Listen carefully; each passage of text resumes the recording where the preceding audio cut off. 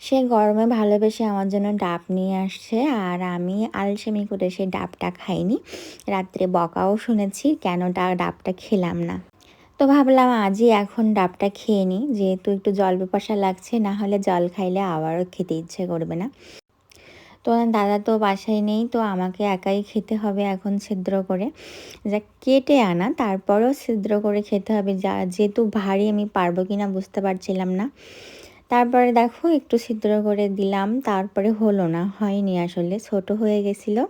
তারপরে দিতে গেছি অনেকটা বাইরে পড়ে গেছে। যাই হোক, 1 গ্লাস হয়ে গেছে। আর ওই যে ডাব বিক্রেতা ছিলেন উনি বলল কি 1 গ্লাসের বেশি হবে, আসলেই হয়েছিল 1 গ্লাসের বেশি।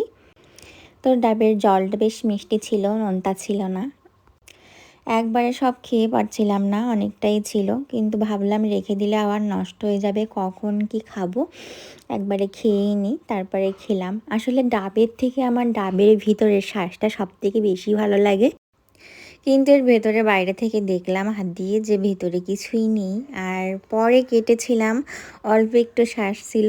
যাই হোক, তাও একটু ছিল, তাতেই আমি খুশি। তো দেখা হচ্ছে নেক্সট দিন নেক্সট কোনো ভিডিওতে। সেই পর্যন্ত সবাই ভালো থেকো। টাটা।